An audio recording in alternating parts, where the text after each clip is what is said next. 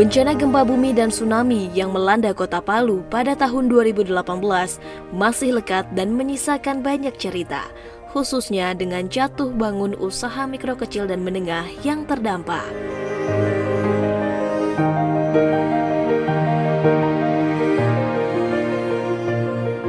Tidak berhenti sampai di situ, pandemi COVID-19 yang mewajibkan banyak usaha untuk berhenti beroperasi sementara tentu saja menjadikan upaya UMKM di Kota Palu untuk bangkit menjadi semakin berat.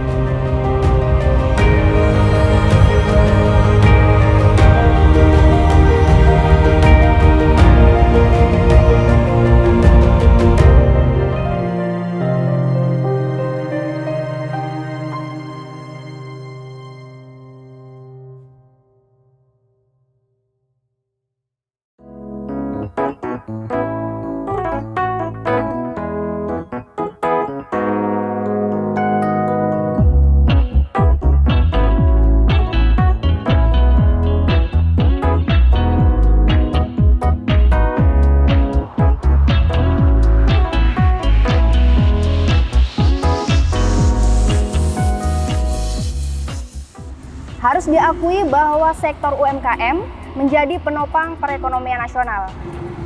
Dengan demikian, masyarakat Kota Palu kini secara swadaya bangkit dari keterpurukan akibat bencana yang terjadi dengan adanya Sulteng UMKM Expo 2022. Mari ikuti saya untuk melihat UMKM apa aja sih yang ada di acara ini. Yuk!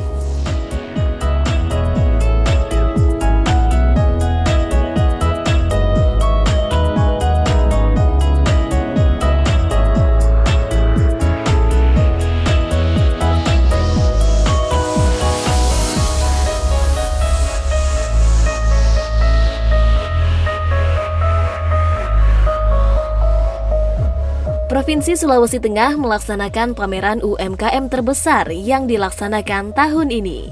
Pameran usaha mikro kecil dan menengah dari seluruh wilayah Sulawesi Tengah berada dalam satu tempat, yaitu di Taman Gor Kota Palu.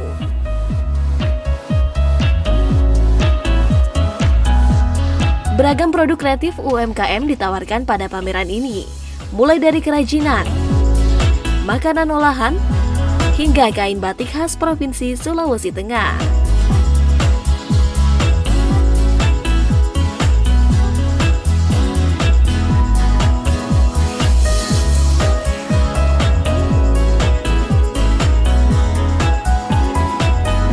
Untuk produk makanan olahan, kami berkesempatan mengunjungi salah satu tempat produksi pegiat UMKM bersertifikat, yakni Sofi Local Food.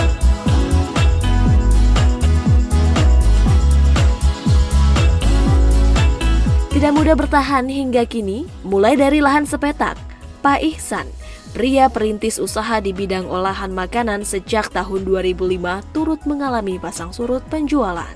Meski demikian, semangat juang Pak Ihsan tak pudar. Bahkan, dirinya turut membantu UMKM berlabel PIRT untuk mempromosikan produknya di toko yang Pak Ihsan kembangkan.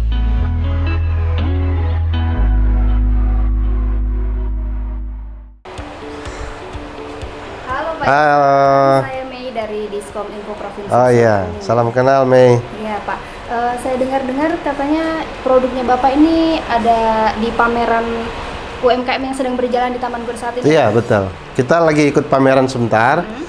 Produk-produk kita baik itu bawang goreng, abon dan seterusnya, itu nanti kita ikut pameran. Dan kita akan demo juga cara masak bakso. Oh, demo. Nah ya, makanya ada bakso kita kebetulan produksinya di sini. Seperti itu. Kalau boleh tahu Pak, ini sejak kapan sih berdiri usaha ini Pak? Usaha ini sebetulnya dimulai dari 2005 rintisannya, tapi mulai berkembang itu di 2014. Ya, dulu outletnya 1 meter kali 1,5 meter. Dan sekarang alhamdulillah kita sudah punya outlet sendiri yang besar begini, kita syukuri.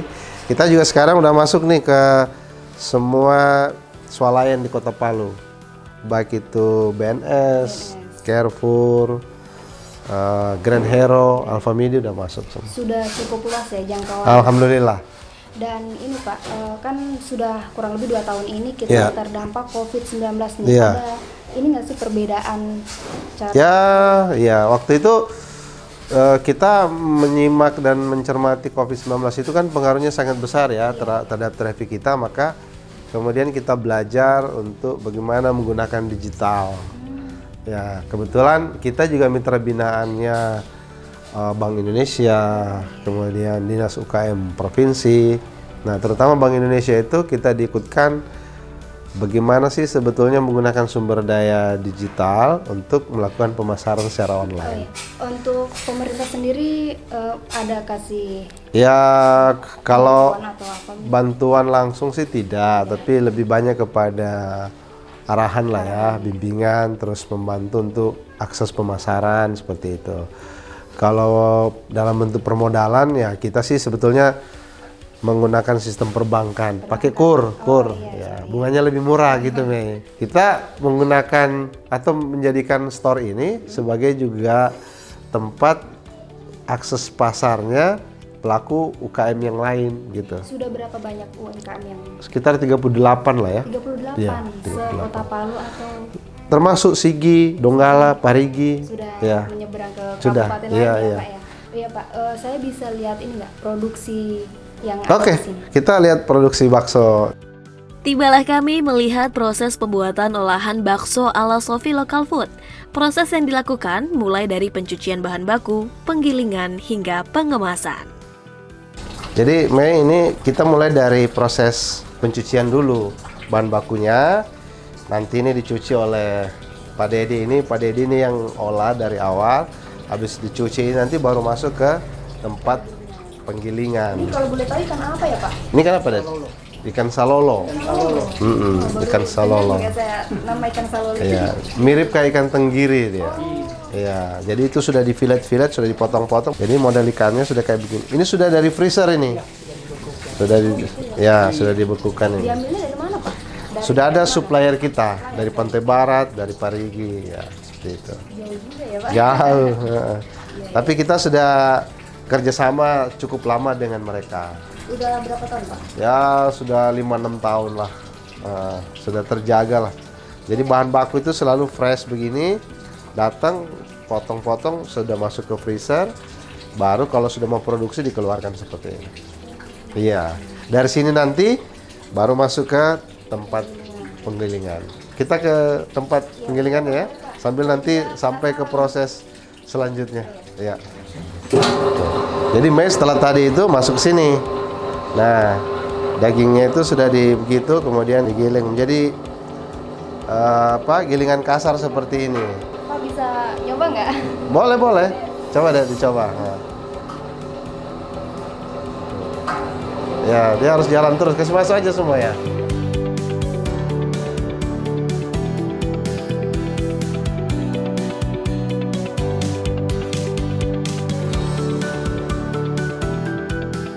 Dan ini Pak, banyak sekali nih air-air galon ini kayak. Ya. Kenapa tidak pakai air biasa saja gitu? Jadi kita menjaga sterilisasi dan higienisnya, maka air yang digunakan untuk semua proses produksi ini tidak boleh menggunakan air keran. Dia harus pakai air galon minimal.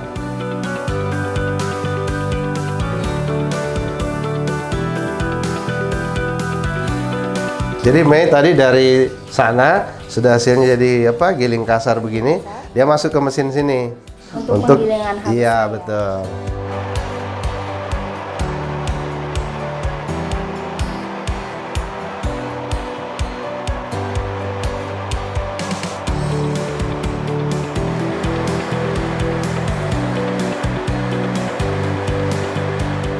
Nah, setelah dari situ Mei, setelah digiling halus, dia kemudian dibuat di sini sebelum ke perebusan. Kan kalau kita lihat nih, ini kan manual. Kenapa? Ternyata kalau menggunakan mesin banyak hambatannya. Tapi ini juga dijamin karena tangannya itu nggak boleh bersentuhan langsung dengan pakai kaos tangan itu.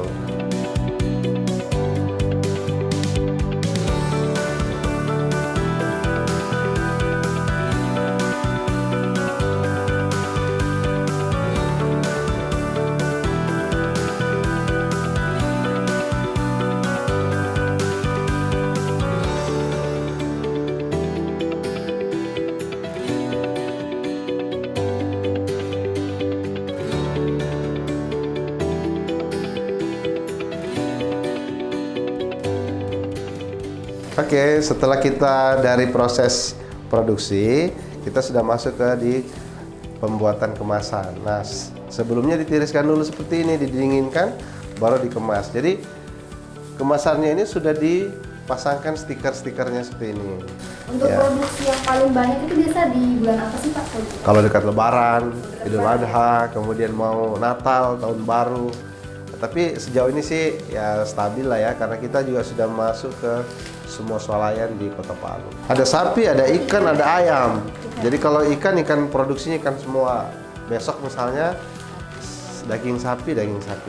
Untuk satu kemasannya ini isinya berapa Pak? Ini timbangan sih sebetulnya. Nah, 250 gram, 20 sampai 23 biji. Iya, per 250 gramnya ya, seperti itu. Jadi tangannya itu sudah cekatan lah untuk mengukur sekian ini sejenis sekian. Jadi seperti ini, timbangannya ini 250 gram.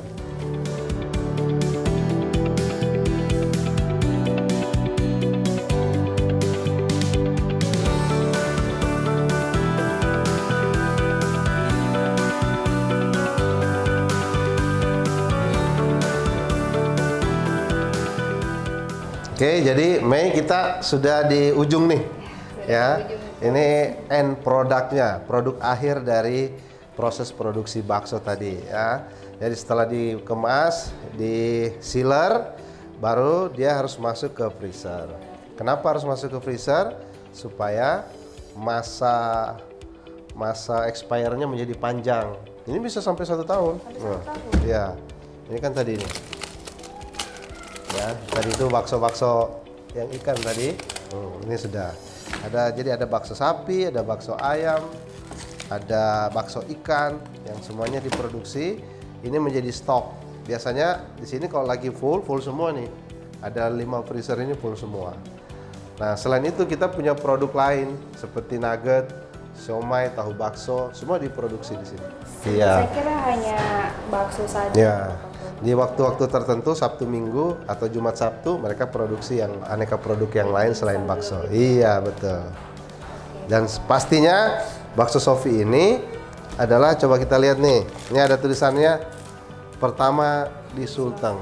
Jadi kita adalah produsen bakso kemasan lokal yang memiliki izin edar BPOM pertama di Sulawesi Tengah. Jadi bisa dibilang inilah pelopor. Pelopor. Di Sulawesi Tengah. Iya, betul.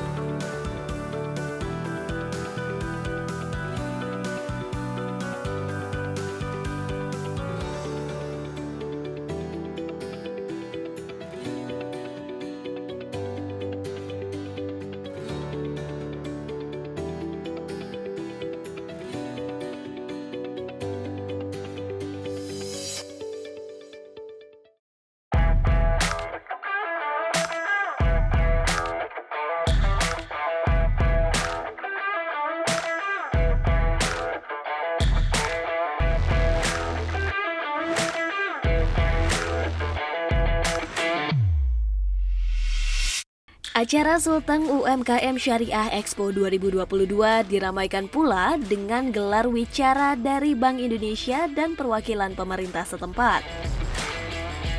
Bank Indonesia tentu saja sebagai bank sentral berupaya memberikan kontribusi terbaik untuk terus meningkatkan peran UMKM dalam perekonomian. Melalui acara ini, Bank Indonesia Sulawesi Tengah memberikan experience baru bagi pengunjung, yakni dengan mengeluarkan sistem pembayaran melalui KRIS. Apresiasi setinggi-tingginya terhadap seluruh stakeholder, termasuk pemerintah provinsi, pemerintah kota, kemudian dinas dan instansi terkait lainnya, kementerian, kemudian asosiasi dan swasta, serta rekan-rekan UMKM yang kami banggakan. Pada kesempatan hari ini bertepatan dengan kegiatan Sulawesi Tengah UMKM Syariah Syariah Expo tahun 2022, kami dari Bank Indonesia memberikan dukungan kepada rekan-rekan UMKM, khususnya binaan Bank Indonesia dan mitra Bank Indonesia yang ada di Kota Palu dan di Provinsi Sulawesi Tengah.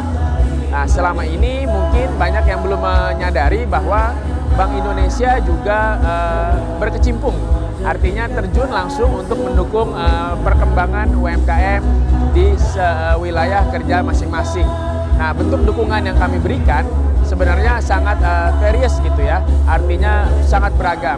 Mulai dari pendampingan manajemen, pendampingan keuangan, kemudian peningkatan skill yang tujuannya pada intinya untuk meningkatkan kualitas produksi dan kuantitas produksi, itu kita coba dorong untuk bisa dikembangkan oleh UMKM. Kenapa sih Bank Indonesia itu perlu untuk melakukan dukungan kepada UMKM? Kami menyadari bahwa UMKM merupakan sektor pendukung utama, sektor penggerak utama dari perekonomian secara nasional. Sebagaimana kita ketahui bersama, pertumbuhan ekonomi nasional itu ditopang oleh UMKM mayoritasnya. Nah, kemudian juga lebih dari 90% tenaga kerja secara nasional itu diserap oleh sektor UMKM. Begitu pentingnya sektor UMKM ini untuk terus kita kembangkan.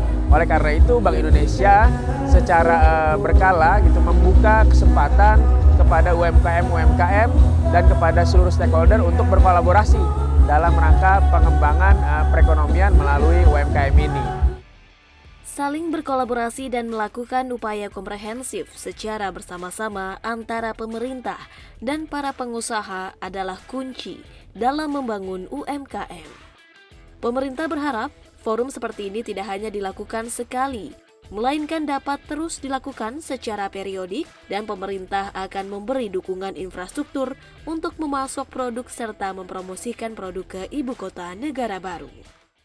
UMKM dikumpulkan semua, diberi kesempatan stand-stand semuanya untuk bisa mempromosikan produknya, ya, dan kemudian hal-hal yang perlu dijual, bahkan istilahnya mau dipasarkan ke ibu kota negara baru.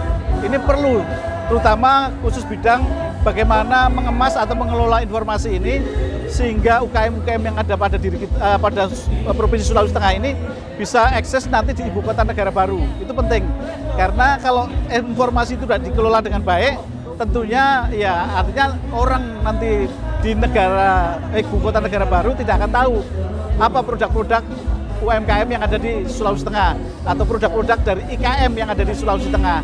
Tapi kalau itu informasi itu bisa diteruskan ke ibu kota negara baru, tentunya itu merupakan pasar besar, karena ibu kota negara tentunya di sana banyak penduduknya nanti. Yang sekarang belum ada, nanti akan ada. Paling tidak tahap awal nanti ada sekitar 5 juta orang. 5 juta orang tentunya perlu istilahnya produk-produk dari IKM kita, hasil-hasil dari UKM kita, terutama produk-produk makanan ya. Nah, dari produk-produk makanan ini bisa dijual ke sana. Sebagaimana kita ketahui tadi, apa dukungan apa yang real yang harus dipersiapkan oleh pemerintah daerah provinsi, tentunya infrastruktur. UKM akan menjual produknya dibawa ke ibu kota negara baru. Tapi infrastruktur yang ada di kita, jalan-jalan di kita kan masih rusak. Ini yang perlu dibenahi dulu. Bahkan untuk tadi kita sempat dibahas di sana, perlu ada jalannya dibuat jalan pintas. Nah, ini sudah masuk program kerja pemerintah Provinsi Sulawesi Tengah, adanya pembangunan jalan tol dari Tambu ke Kasimbar. Itu jalan potong, kemudian pelabuhannya ada di Pantai Barat. Ini akan mempersingkat, kemudian dikirim ke ibu kota negara baru. Nah, disinilah terjadi istilahnya penghematan waktu untuk membawa produk-produk dari UKM atau IKM ini ke ibu kota negara baru.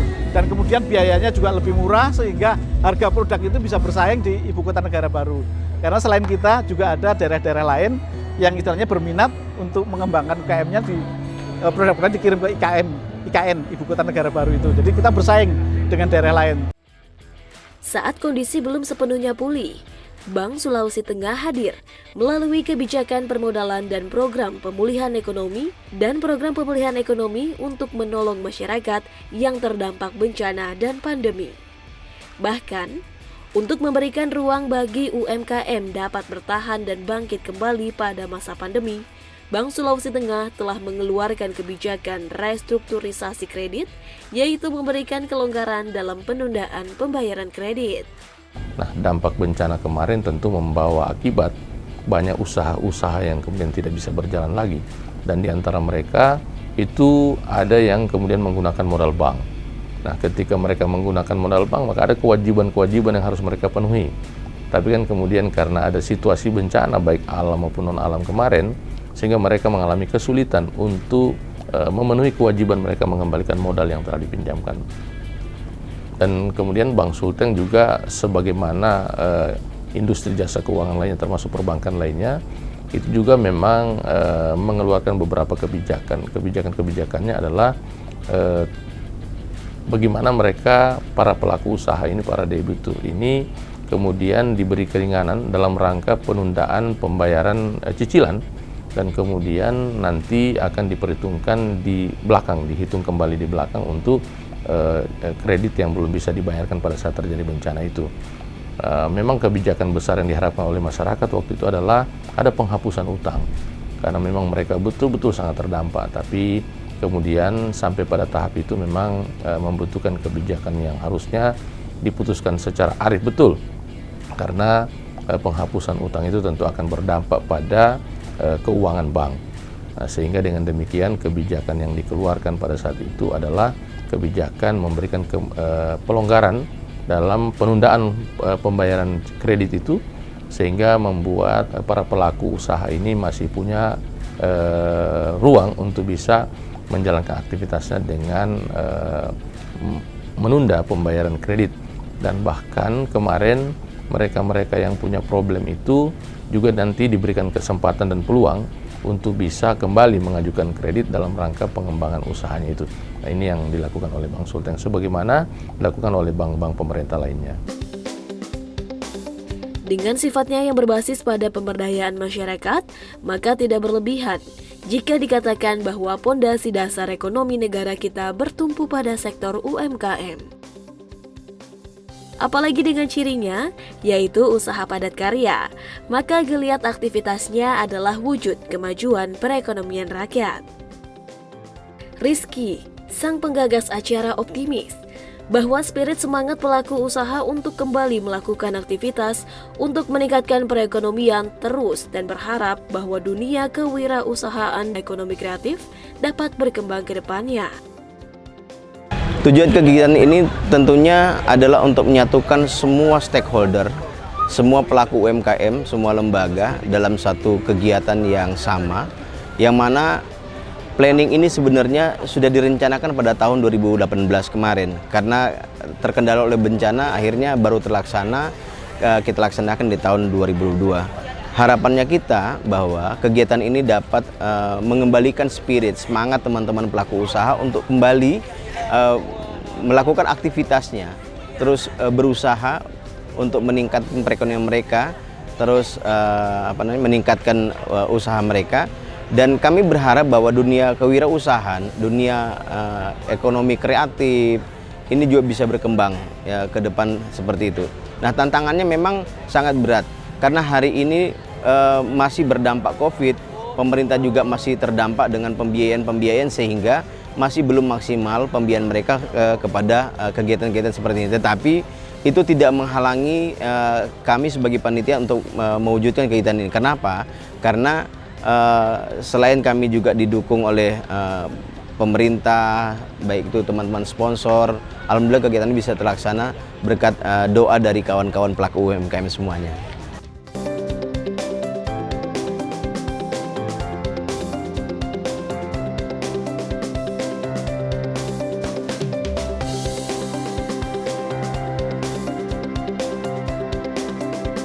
Kalau dari saya sendiri sih pribadi melihat dari produk UMKM itu menariknya karena di sini ada sistem pembayaran yang beberapa pakai barcode ya, kalau teman-teman tahu itu pakai barcode. Terus juga penataan dari beberapa pameran teman-teman UMKM itu tidak kalah menarik juga dengan usaha-usaha yang lain. Terus dari packagingnya sangat menarik perhatian, istilahnya kayak tadi saya jalan terus tiba-tiba stop gitu karena lihat packagingnya yang sangat menarik dan penataannya. Terus juga teman-teman dari pelaku-pelaku UMKM di sini sangat ramah, terus pelayanannya. Pokoknya rugi deh kalau tidak datang di tempat UMKM di sini. Lonceng penanda telah dibunyikan. Kehidupan di tengah pandemi COVID-19, aktivitas sosial ekonomi yang selama ini dibatasi diberi kesempatan untuk kembali bergeliat. Seiring dengan itu, api semangat yang sempat meredup tertiup angin harus kembali dinyalakan. Vitalitas yang menggelora adalah inti keberhasilan dalam memulai kembali beragam upaya. Baik pemirsa, semoga segala upaya dapat membantu pemulihan UMKM kembali bangkit di masa sulit ini. Sebab sektor UMKM adalah cerminan kekuatan ekonomi rakyat yang sangat berperan penting bagi perekonomian nasional. Jika UMKM tumbuh bagus, niscaya akan mempercepat pemulihan perekonomian nasional yang saat ini sedang terpuruk akibat pandemi COVID-19. Saya Mei dan segenap kru pamit undur diri, sampai jumpa.